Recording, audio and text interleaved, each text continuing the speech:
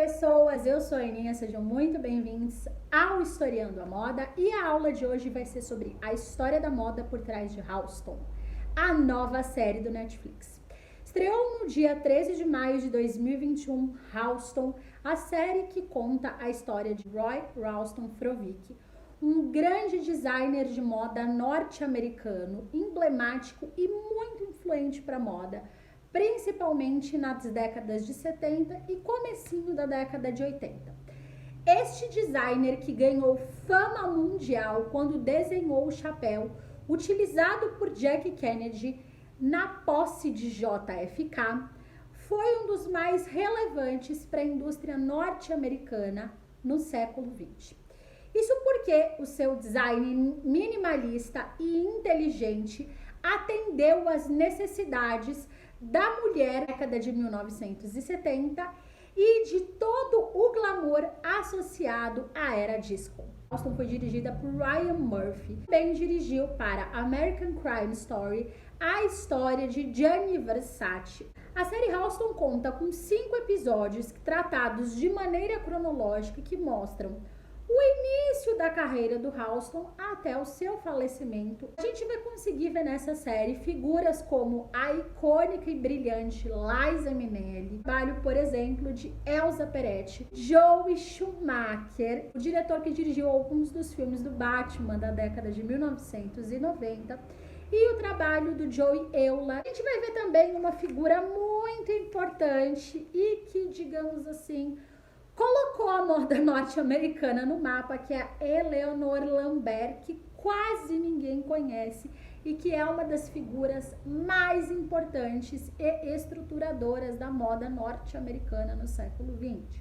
O próprio Halston faz ao trabalho de quem é conhecido como o mestre dos mestres, Cristóbal Balenciaga, que foi um designer espanhol que influenciou o trabalho de todos os grandes couturiers da moda no século XX. O primeiro capítulo vai contar o início da fama do Halston, a chapelaria da Bergdorf Goodman, que é uma magazine de luxo muito famosa nos Estados Unidos, que existe até hoje.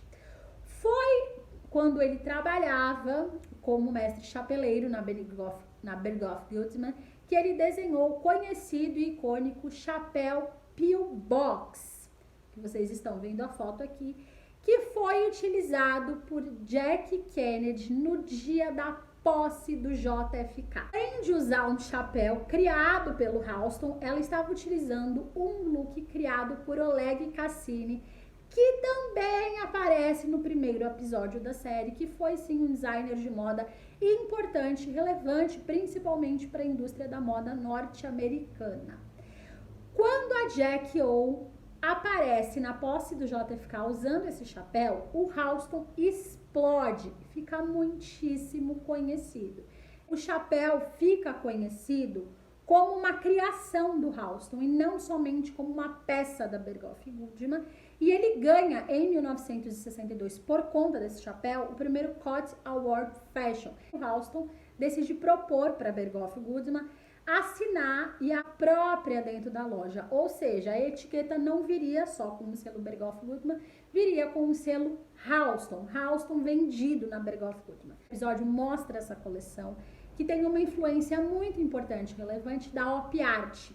A Op Art foi um movimento artístico que influenciou muito fortemente a moda na década de 1960.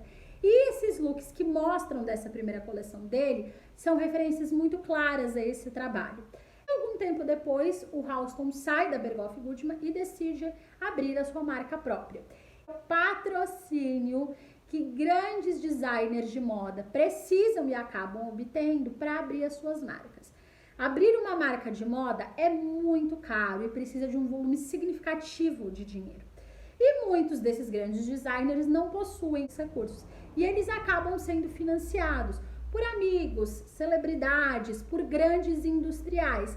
E a série mostra isso, e essa é uma parte importante da indústria da moda. Grandes designers de moda que a gente conhece hoje foram ou em vários momentos financiados e patrocinados. Mas a fala da sua amizade com o Halston, eles eram muito próximos. E por que isso é um ponto importante? O Halston foi o designer que vestia as celebridades e os artistas mais conhecidos e mais falados nos Estados Unidos na década de 70, utilizando as criações do Halston. E por que isso é importante como um detalhe de história da moda? A gente sabe que a parceria entre artistas e celebridades com a moda é icônica, é eterna, mas muitas vezes são essas parcerias que tornam o trabalho desses designers conhecidos e fazem com que eles consigam ter uma venda e um alcance muito maior, porque as pessoas ainda se espelham muito no que essas pessoas utilizam. A amizade que ele tinha, por exemplo, com o Andy Warhol, que é um artista que todo mundo conhece, a amizade dele com Angélica Houston,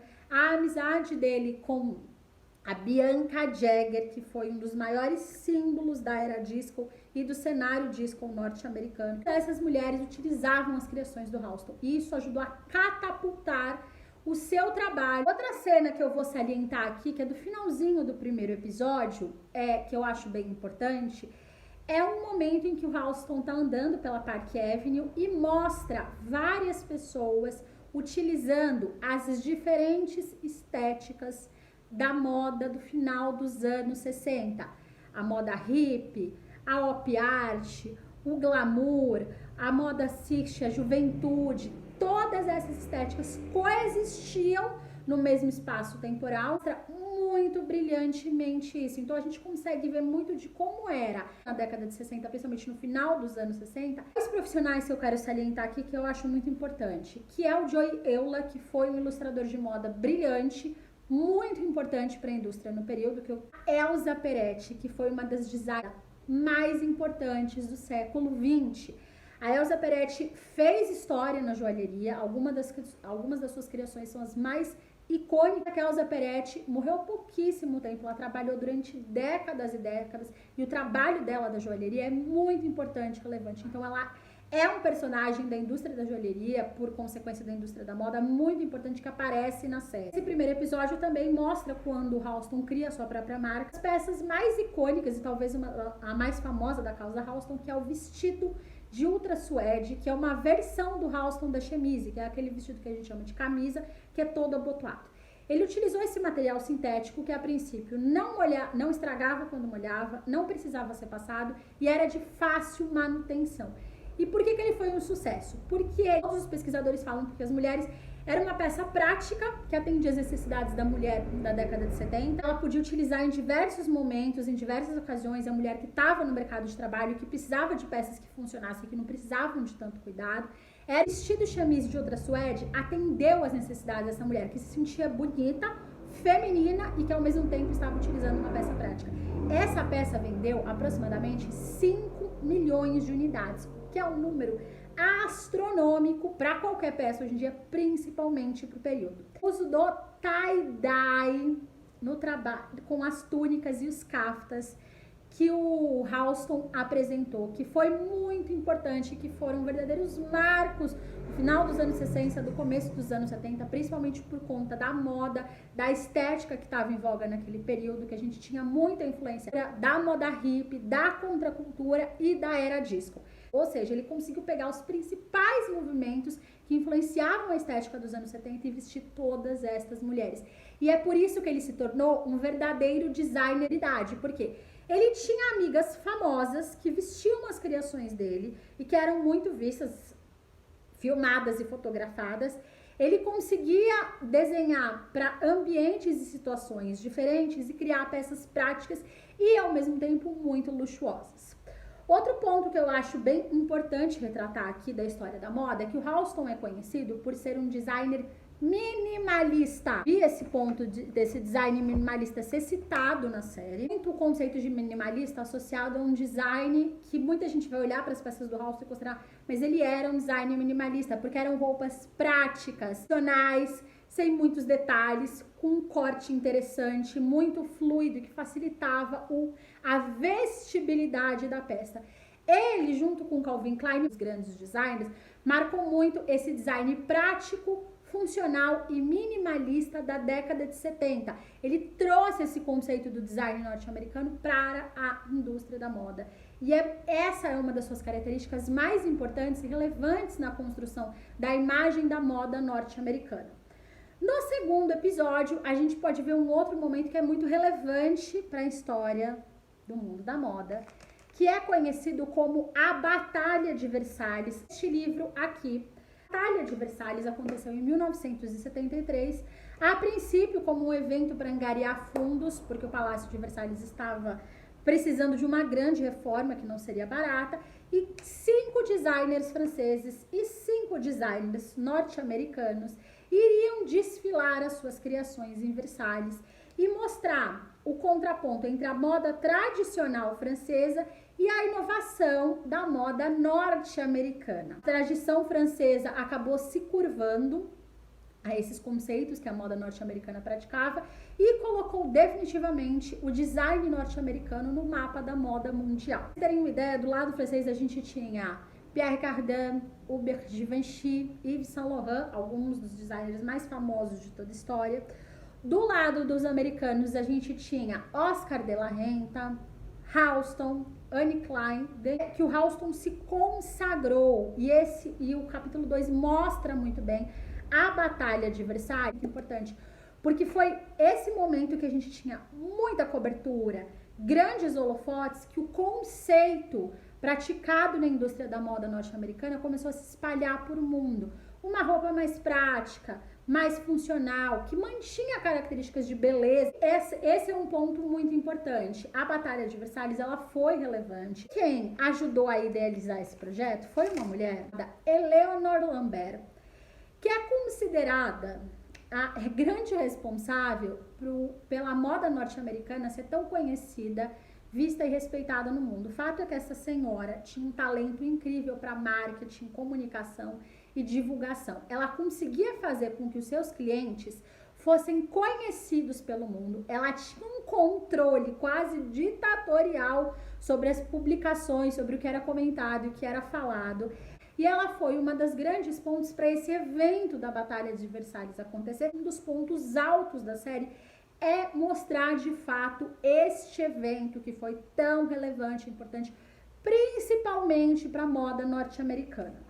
A gente consegue ver outros pontos importantes da história da moda na série, que aparecem nos capítulos 3, 4 e 5, como a produção em escala, a saúde financeira das grandes casas de moda, a necessidade de se aliar um design autoral, icônico e importante, com a necessidade de vender e manter a sua casa ganhando dinheiro, e como esses valores são conflituosos até hoje na indústria da moda, e que até hoje é um problema para várias casas.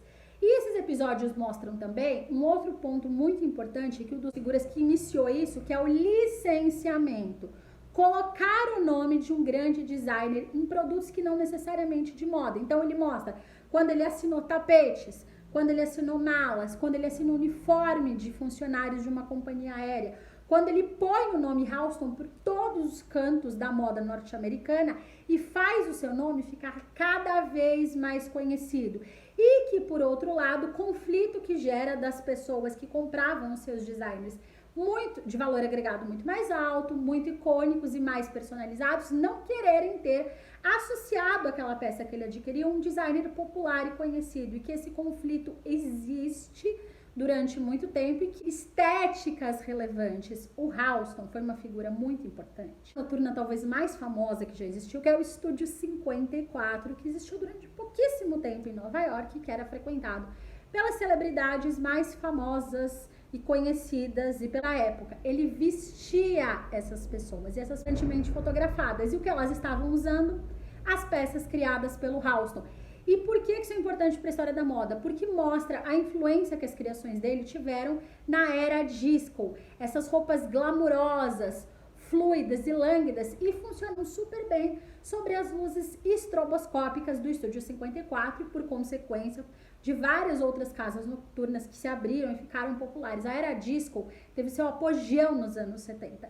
E boa parte daquela estética do lamé, do vestido fluido, do paetê que a gente vê, foram influências diretas da criação do Halston, destacado na série, mas é um ponto muito importante para a gente observar da história da moda também. Influências todas que o Halston teve na mulher do mercado de trabalho dos anos 70, da era disco, um pouco da estética hippie, quando a gente vê aquele tie-dye, os kaftas, São pontos muito relevantes, icônicos e os mais marcantes do seu trabalho como designer de moda e que são apresentados na série.